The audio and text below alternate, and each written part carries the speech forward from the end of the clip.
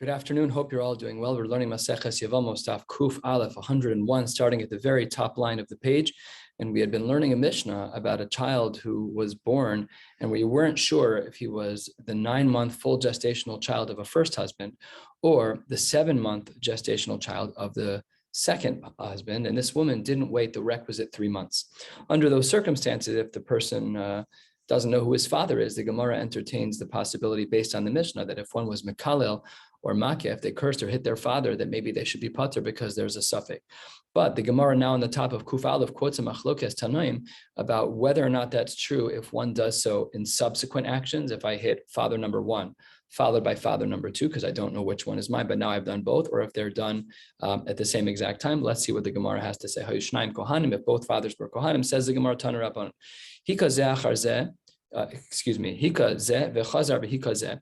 If I hit a possible father number 1 and then possible father number 2, or kilel zeh, I curse out father number 1 and then possible father number 2, and then kilel shneim b'vasachas, or I curse them both at the same time, or hika shneim b'vasachas, hit them both at the same exact time. The halacha is chayev.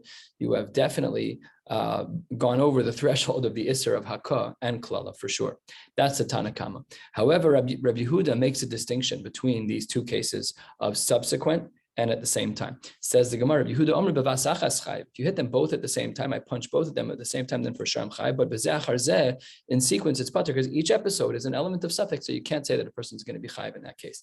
How can it be, says the Gemara, Rabbi Yehuda says that in such a case, you're going to be chayv. Hatan Rabbi Yehuda Omer pater b'vasachas. Answers the Gemara, you're right. There's a machlokes in regards to Rabbi Yehuda, trei tanoe, libad Rabbi Yehuda. And we don't know exactly what Rabbi Yehuda's shita was. 7 lines down on Kuf Aleph Amud Aleph, the Gemara asks, my time of demand of pater. What is the svara for one to say that a person should be pater? Because the Gemara has a svara based on psukim. Amar b'chanina ne'emar bracha lamata. We have a pasuk that speaks about bracha. Here it's talking about, that's Lashon Sagi Nohor, is talking about being Mekalel one's father. And V'ne'emar bracha lamala, we also have a restriction about cursing a Kodesh Baruch Hu. That's the reference of lamala. And what's the Gemara's comparison between the two brachas, between the two Lashon Sagi Nohor, the two cursings, one of the father down here, lamata, and one of the father, capital F, lamala, mala shein bo shutfas a Kodesh Baruch Hu. There's no confusion as to what Kodesh Baruch Hu is, but af lamata shein bo shutfas, we should also have the same rule, that if there is a confusion of who the father is, maybe you should well be pater. Because we don't know if Chaim, as we spoke about yesterday, Chaim is the son of this woman who didn't wait the requisite 3 months. We don't know if his father is father number 1 or father number 2. And therefore, because there's a shutfis, as it were, there are 2 fathers. So therefore, he should be pater. And the halachos, even though this pasuk only speaks about klala, but we have a hekesh between hakah and klala to carry these halachos over from one to the other. So the machlokes applies both by hakah and by klala.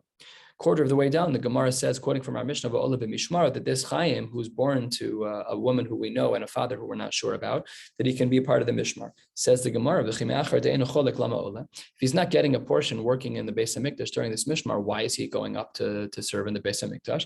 Says the Gemara, that's a ridiculous question. Lama ole ha'amar ba'ina d'nei avid mitzvah. It's a mitzvah to serve in the Beis HaMikdash. Who doesn't want to go into the Beis HaMikdash to serve? I would do that if I had the chance. Who would pass up that opportunity? It's a beautiful mitzvah. So says the Gemara, that's not the question that we meant to ask. And here is the real question. Ella, it says Allah loktani. It shouldn't say Allah. Ella ole, meaning Bal Korcho, says the Gemara. We force him to go. We force this Chaim, who might be the son of father 1 and might be the son of father 2, we just don't know. We force him to go do the avoda. Says the Gemara, why do we do that? We don't want this child to not go to the Beis HaMikdash, because everyone's going to say, oh, Chaim didn't go serve in the Beis HaMikdash in the Mishmar. It must be a pagan. There must be something wrong with the yichus in the family. So we force him to go, even though we don't know whose father it is. But the chol hapachos, we should show that he's a kasher, that even though there's a suffix as to who his father is, but we don't want there to be a pagam in the Kohen families on either side. Third of the way down, what if both possible father number 1 and possible father number 2 were in the same exact mishmar? So then the Mishnah says that he can take a chelek. But asks the Gemara, why is it that we said that if possible father number 1 was in mishmar number 5 and possible father number 2 was in mishmar number 10, there we said he couldn't take a chelek? What was the concern? Because the guy's going to show up to Mishmar number 1. They're going to say, you don't belong in 5, you belong in 10. He's going to show up to Mishmar number 10. They're going to say, you don't belong here, you really belong in Mishmar 5. So he wouldn't get a chelek.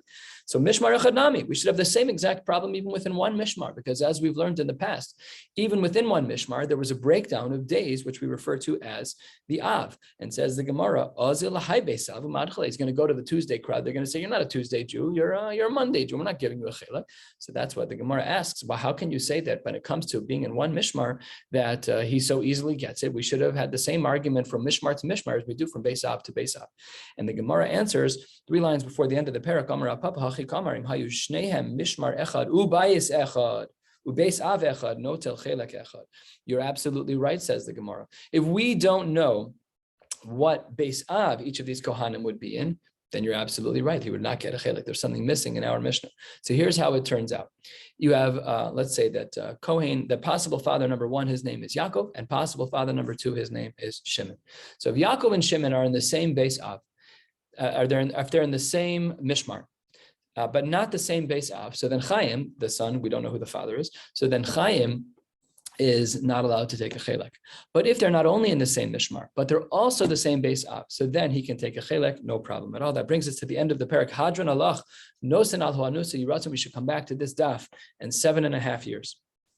The new Mishnah opens, the new parak opens. This parak is referred to as mitzvahs chalitza, and it's going to be dealing with a lot of the halachos about chalitza. Today we'll be speaking about the halachos of what type of dayan needs to witness, what type of shoes, and a couple of other technical points. Let's get started. We're going to be finishing toward the bottom at the 2 dots, 2/3 of the way down on Kuf Beis Amud Aleph, and then we'll pick up the balance in Yirtzeh Hashem tomorrow.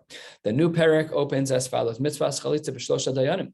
We need 3 judges to rule over a case of a chalitza. Ve'afilu shloshtan hedyotos. We don't need them to be a dayan who has the smicha of yadin.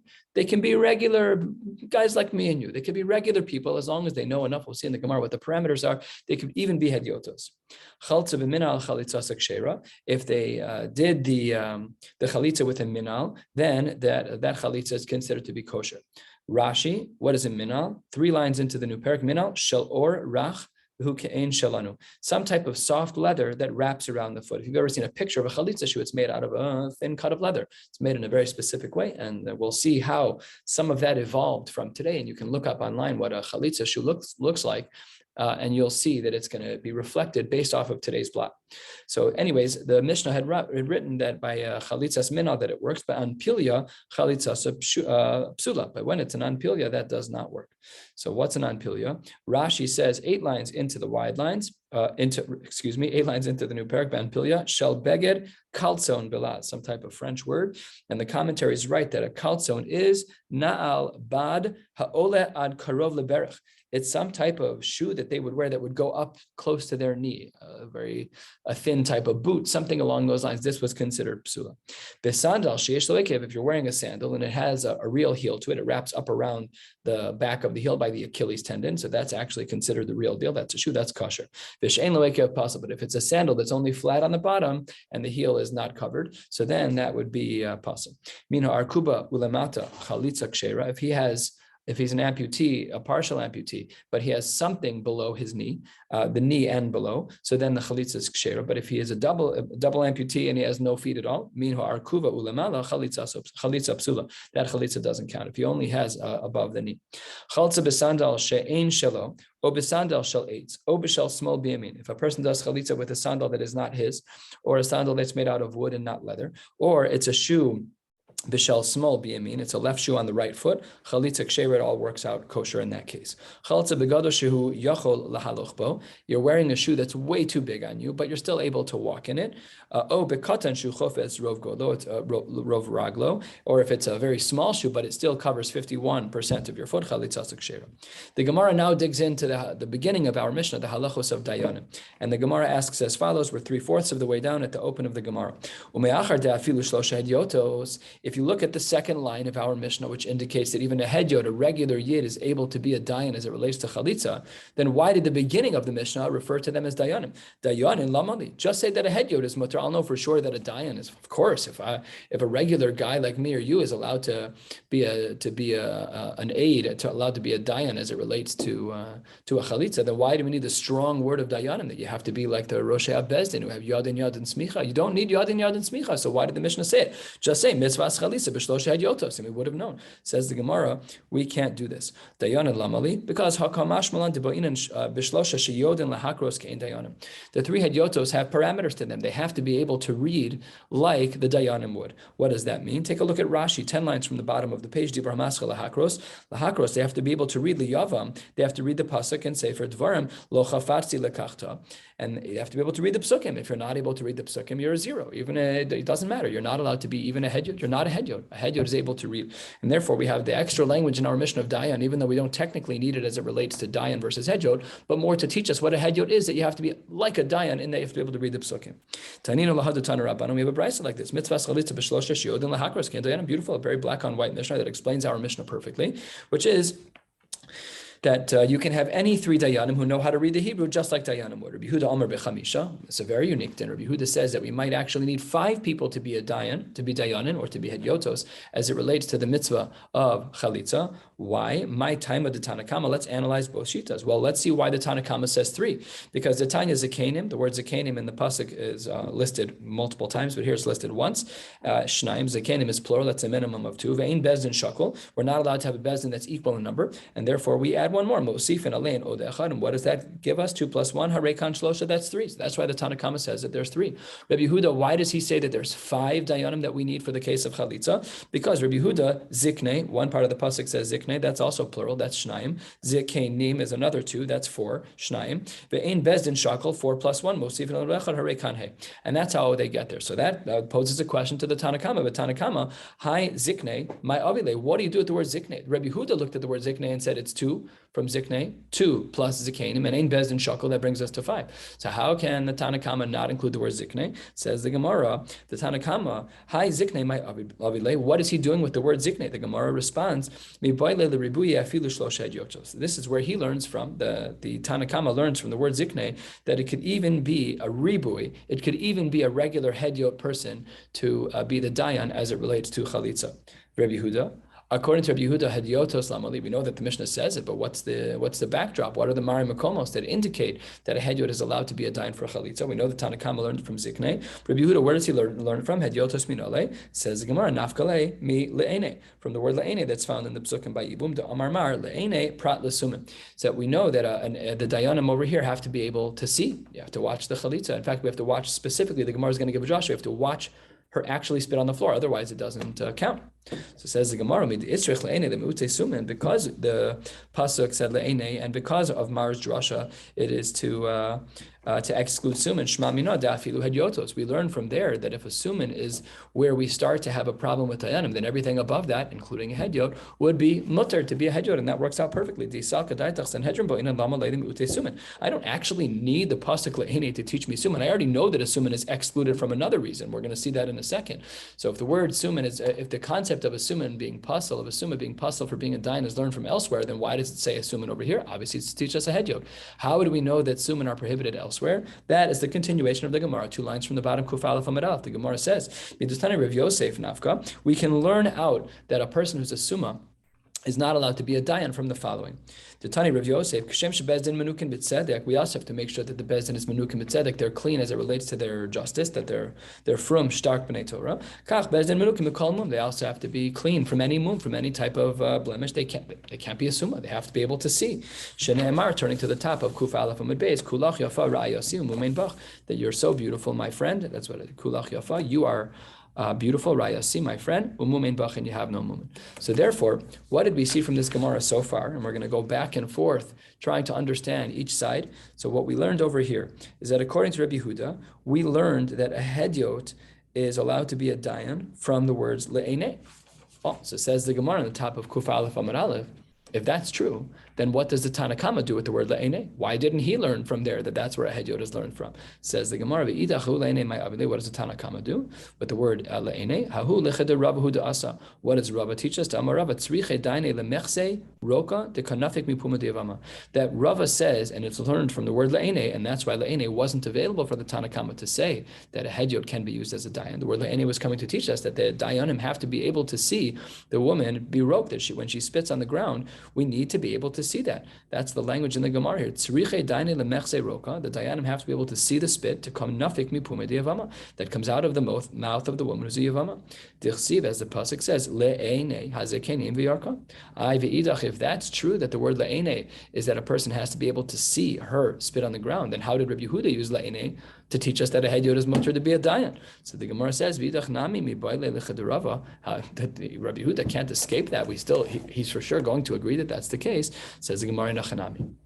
You're correct. Rabbi Yehuda doesn't yet have a good mari makom for a hedyot. Let's try again. 6-7 lines down, kuf aleph from a base. Ve'ele hedyotos minale nafka. How does Rabbi Yehuda know that a hedyot is allowed to be a dayan in regards to chalitza? From another word, mibi Yisrael. Yisrael called to any type of Jew, and that word Yisrael is also found in the Psukim by Yevamos. V'idach, what would the Tanakama say about the word Yisrael? V'idach ha Yisrael my avidle mi ba'ile lechadutani Reb Shmuel bar Yehuda bar Yisrael bebezdin shel Yisrael v'lo bebezdin shel gerim. There, that's the din of the Tanakama, is that we have to learn from the word Yisrael that the dayanim cannot be gerim.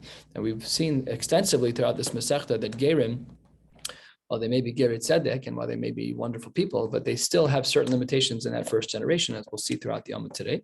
But here, what the Tanakama learns from the word Yisrael is that the Bezdin has to be a Bezdin Shal Yisrael, not of Gerim. V'idach, what about Rabbi Yehuda? B'Yisrael, Achrin Aksiv, there's another time that it says Yisrael, so we can learn both. One word Yisrael will teach us that it has to be a Bezdin Shel Yisrael and not a Bezdin Shel Gerim. And the other Yisrael will teach us that Hedyotos are allowed to be a Dayan. V'idach, how would the Tanakama explain that? That extra Yisrael is needed for something else. What's that? Amar Rabbi Yehuda, Pamachas haynu yoshvin lifnei Rabbi Tarfon. One time we were sitting in the Bezdin, and Rabbi Tarfon was one of the Dayan. Uba Yevama lachlotz, and a woman showed up, and her husband had died, and the brother of the husband wanted to do chalitza. The Amar lanu anu kulchem chalutz now. You all have to answer chalutz now, and that's from the word Yisrael that we have to learn that's what the Jews have to do. They have to say chalutz now. Fine. V'idach, what about Rabbi Yehuda? Mi v'nikra nafka. He learns that from v'nikra. That's where we learn out the v'nikra. So the word of Yisrael still remains available for him to learn out that hedyotos are acceptable dayanim. Says the Gemara, Elamayat, if that's true, the karu, if the word, if what you're saying is that you have your drasha of all of these different things, we use a whole bunch of numbers, zikne, zikanim, plus ein bezdin shakel, or just zikanim plus ein bezdin shakel to get us our shitas of 3 and 5. The Gemara poses a question, Elamayata. If your initial approaches were based on psukim that have plural language, what about v'karu shnayim, v'dibru shnayim? So says the Gemara, maybe we should assume hachanami l'Rabbi Yehuda harekan tisha l'Rabbanan harekan shiva. The way that the math works out is as follows. According to Rabbi Yehuda, we have zikne, which is 2. We have zikanim, which is another 2. We have karu, which is another 2, we're up to 6, and v'dibru, and that's shnayim, that's up to 8, and ein bezdin shakel brings us to 9. And then according to the shita of the Tanakama, we would have everything minus zikne, which would bring us to 7. So says the Gemara, maybe because the pasuk has some extra words in it that are plural. How do we know when to look at a word that's plural and to determine we should be adding more dayanim? How do we know? Rabbi Yehuda decided to add 2 more because of zikne and zikanim. But mehechatesi. So says the Gemara, maybe we should look at the psukim and say the machlokas Tanakama and Rabbi Yehuda is not 3 dayanim verses 5, it's 7 verses 9 because v'karu and v'dabru. So says the Gemara, no. That's not true. The word v'karu lo, what does that teach us? V'lo shlucham, that we need the bezdin to actually directly be involved without a messenger. When we're doing this, we always give it. When we're doing the chalitza, we also give this husband advice. We saw this earlier in this Masechta. If the man that they were giving advice to was very young and the woman he was marrying was very old, or who zakein v'hiyalda, or the reverse, he's very old, she's very young. Why are you with someone who's so young? Or conversely, malach etzel zakena. Kalach etzel shekamos, go marry someone who's approximately your age. You're just asking for trouble. Marry someone close to your age. Marry someone close to your values. Things will be much, much better. So therefore, the words v'karu and v'dibra are already used. Amar Rava, Amar Rav Nachman, halacha chalitza b'shlosha. Why is it that he paskins this way, that chalitza is b'shlosha? It could have been 5, it could have been 7, it could have been 9. We just rejected 7 and 9, but it still could have been 5 like Rabbi Yehuda. Says the Gemara, the reason why we paskin like 3, like the Tanakama, is hold Vistam lan Tanakavase, because we have a Stam Mishnah. Amarle, if that's true, Rava says Rav Nachman Yahachi Miyun Nami, it should be the same thing by Miyun that we hold by 3, but that's not necessarily true. It's not Hamiyun v'Chalitza b'Shlosha, but you can't actually say that Miyun is b'Shlosha, even though this Mishnah says that, because we will see how we paskin momentarily. B'Chitema Hachanami, that by Miyun we also have Edus of 3. First long line on Kuf Aleph and Beis. Tanya, the Brisa writes in regards to Miyun, Beis Shammai Omer Bezdin Mumchin, Ubeis Hillel Omer Bezdin Bebezdin V'Shelo Bebezdin. It doesn't have to be Bezdin Mumchin. It can even be Bezdin Hedyotos. And they both agree that we need 3 in regards to Miyun. However, the dissenting opinion and how we paskin is not like Beis Shammai or Beis Hillel. Rabbi Yossi, Rabbi Yehuda, Rabbi Lazar, Rabbi Yossi, these 2 people, this zug, this pair of people, they're machshirim b'shnayim. And how do we paskin in regards to Miyun? V'amarav Yosef bar minyumi amarav Nachman halacha ka'osa azug. This pair, not like Beis Shammai and Beis Hillel who hold 3, but rather like the pair of Rabbi Yossi, Rabbi Yehuda, Rabbi Lazar, Rabbi Yossi, they're the zug that we're talking about. They paskin that Miyun only requires 2. If Miyun only requires 2, it can't be that that's true, because that's also a Stam Mishnah. So says the Gemara, no, that doesn't work, because Hasam Chad Stama, over there by Miyun only had we had 1 Stama, but Hacha over here, Trey Stama, we have two Mishnais that are Stam. Says the Gemara, no, that's not true. Hasam Nami Trey Stameninu. We also have 2 Stam Mishnahs over there. Ditnan Miyano Shechaltz B'Fun of Yisrael Amit Meishu Bebezdin. We see that there is a case of Miyun or Chalitza in front of Bezdin, and says the Gemara that that's only with a couple of people. Ela Hasam Trey Stamen Hachat Lase Stamen. I could find another brisa to make them both Stam, and we're just gonna. I'm going to one up you. I have one more Stam Mishnah than you. Asks the Gemara the question that should be bothering us. Michti. Hastama v'hastama. Come on. We have Stam Mishnais on both sides of the coin. Mali chad stam, mali trei stam, mali tlasa. Who cares if I have 2 Stam on my side and you have 3 on your side? What's the difference? That's not enough. This isn't a democracy. We're not just measuring the number of Mishnayos that we have on each side. Ella says the Gemara 10 lines into the wide lines on Kufalef and Mebez El Amar of Nachman Bar Yitzchak Ho L'Stam B'Makom Machlokes. The reason why we paskin the way we do is because this Mishnah is structured a little differently than a regular Stam Mishnah. First, the Mishnah quotes a Machlokes, and then it quotes a Stam without a Machlokes. That's very powerful. That's very powerful. You're going to quote one thing and say, oh, I disagree. And then the next sentence, nobody disagrees. That's already a contrast that we can learn from. What's the case? It's not. When it comes to smicha zakenim and egla rufa to different halachic areas, there are 3. That's a machlokas Rabbi Yossi, Rabbi Yehuda Amar b'chamisha. What about in our case? Hachalitza v'hamiyun b'shlosha. What do we see over here? V'lo kapalag Rabbi Yehuda. Shmamina hadar be Rabbi Yehuda shmamina. Rabbi Yehuda changed his mind, and Rabbi Yehuda was really of the opinion that chalitza does require that miyun only requires 2. Amar Rava says at the 2 dots, 3/4 of the way down on Kuf Aleph Amid Beis. What does Rava say? You have to do this in a very specific place. You have to do it in a bezdin. You have to do it in the right place. You can't do it in the marketplace. Also, even to a shiur ala zaken. She has to go to the shiur where there's zakenim on. Rav Papa v'Rafuna b'Reid Rav Yoshua avde uvda b'chamisha. Unbelievably, the Gemara says that there was a case of chalitza that was done with 5. We just rejected the sheet of Rabbi Yehuda. We had learned previously that Rabbi Yehuda said zikne plus zikanim plus ein bezdin shakol equals 5, 2 plus 2 plus 1. But then the Gemara says we rejected the sheet that was choser bo because we found a Mishnah that was machlokas followed by stam. And in a case of machlokas followed by stam, we paskin like the stam for sure because it was contrasted with a case that had a machlokas and the stam was quoted without a machlokas, and it said over there that there's only 3 for chalitza. Why then after Rabbi Yehuda? This is in the time of the Amoraim, Rav Papa.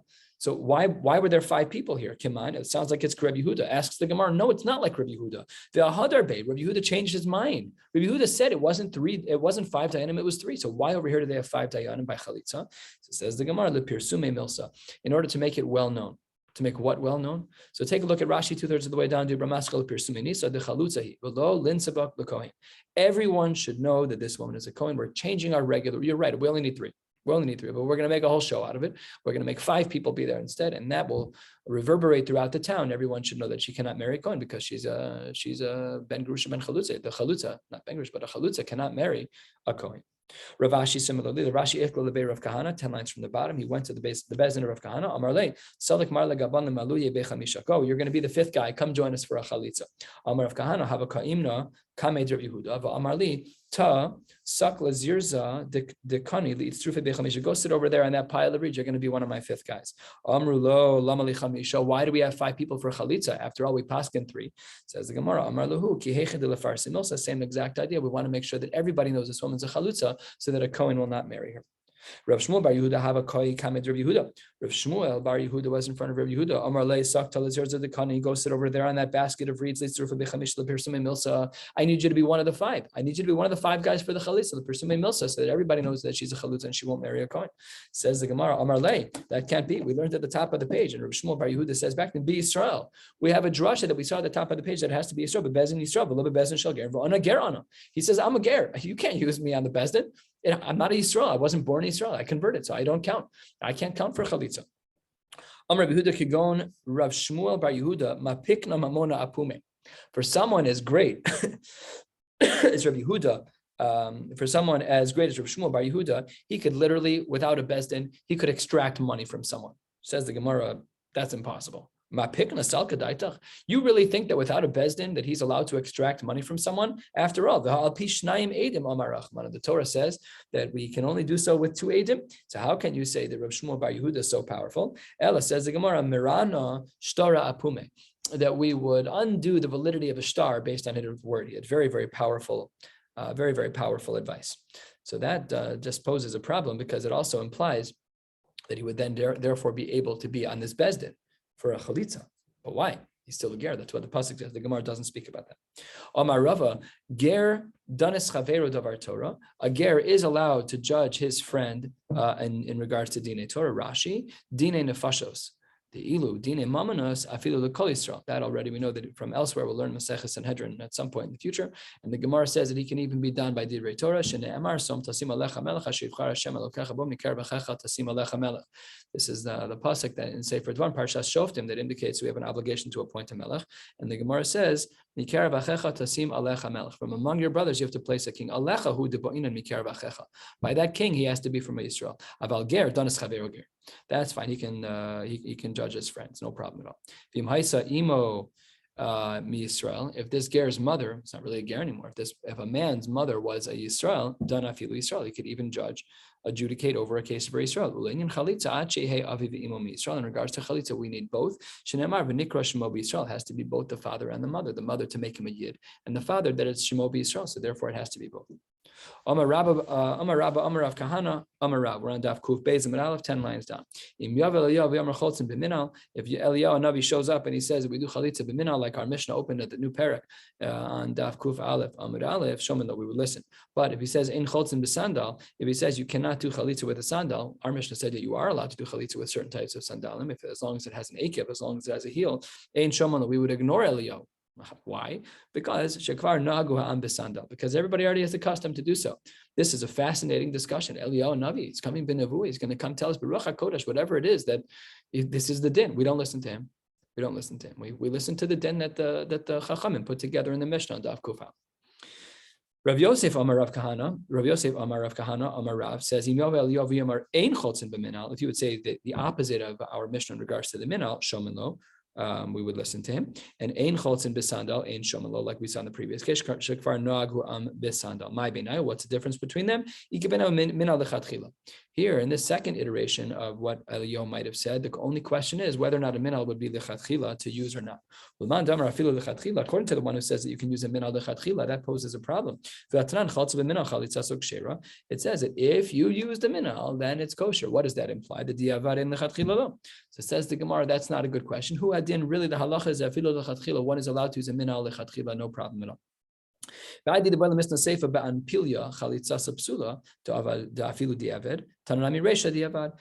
the Sefer by the Anpilya, that was the type of shoe, that thin boot that would go up to all close to one's knee, where we said over there that's psula, and that was even b'diavad. Therefore, the Reisha also has a framing that looks and appears to be b'diavad, even though it's really lechatchila. Whether or not a minal can be worn can be used for chalitza is actually stam. It's a machlokes tanaim, and says Says the Gemara as follows. Rabbi Yossi said he went to the city of Netzivim, and I found an older Rav. Do you know who Rabbi Yehuda ben Beseira is? And this older Yid said, there's a ben biased by me. I know him very well. Have you ever seen him do Yibum? He asks about Rabbi Yehuda ben Beseira, and he says, I've seen him do it many times. I sit in the Bezdin too. The minal of a sandal, does he use the minal, the leather, soft leather shoe that Rashi described in the beginning of the parak, or the sandal that the Mishnah speaks about with the Akev? So So we see from over here that this older Yid who knew Rabbi Yehuda ben Beseira was not a fan, and obviously Rabbi Yehuda ben Beseira did not use a minal, implying that using a minal is not l'chadchila. But we have Rav Meir who says that it's allowed. So we see that it's a machlokes tanaim. Rabbi Yaakov Amar Mishmo chaltzim b'minal l'chadchila. What is the reason why, according to one who says that a minal cannot be used l'chadchila? What's his reasoning? Mishum dahavya panta me'al ve'arkasa me'al de me'al. We have a leather part of the shoe, the panta, let's say the lip of the shoe that covers most of the foot, and that's considered me'al, a reference to the pasuk that you have to take the foot from his shoe. You have to take the shoe from his foot. The arkasa, the next part of the shoe is me'al de me'al, and the straps that are wrapped around that, you're taking off two things. You're taking off two layers, but that's not what the pasuk said. So maybe you'd say that the din l'chadchila should not be to use this kind of shoe, this minal, because it has two layers, the part that's touching the foot and a second piece of leather that's tying it all together. And that's what the Torah says, that is not allowed. If that's true, says the Gemara, if you're saying that there's a drush on Chumash that you can't have a multi-layered shoe and the minal is a multi-layered shoe, it should be puzzled, not only it should be puzzled lechatchila, it should be puzzled even b'di'evet.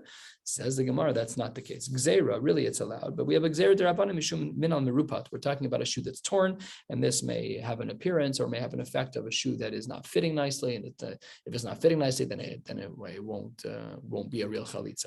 Says the Gemara, inami chatzi minal. We should have the same inami mishum chatzi minal. We also have another shoe which is only that there's half of the material, and therefore it also would not be called the chalitza midrabanan. Amar Rav, ilav de chamisa de chavivi. This is a reference to an uncle. The chalatz besandal the isle shinsin. If not for the fact that I saw my uncle removing a sandal that has shinsin, that has straps, on a lo havoy chalitzna el besandal de taya de mehadik tvei. I would never have done that if I wouldn't have seen it with my own two eyes, to use a sandal that has straps on it. I would have sooner used one, the besandal de taya de mehadik tvei. It was like a shoe that would slip on that was very, very tight.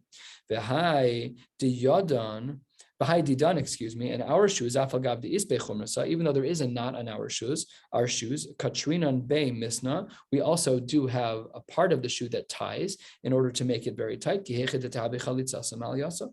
want the chalitza to be a chalitza ma'alya. So that's why if you look at shoes, for the chalitza shoe, you'll see that there's a shoe that has a heel. It also has on the front of it straps, but the straps don't tie on top of one another because me'al and the not me'al below me'al, you're not allowed to have two layers. So therefore the chalitza shoe looks that way, where it's done in a way where the straps are not tied on top of another shoe. And that's why the chalitza shoe looks the way that it does. We're going to stop right here at Siman on the bottom of Kuf Beis Amud Aleph, about 15, 20 lines from the bottom. And Mir Hashem will pick up tomorrow morning. We'll be having an early shiur after the 6:30 Shachris, wishing you all a beautiful day.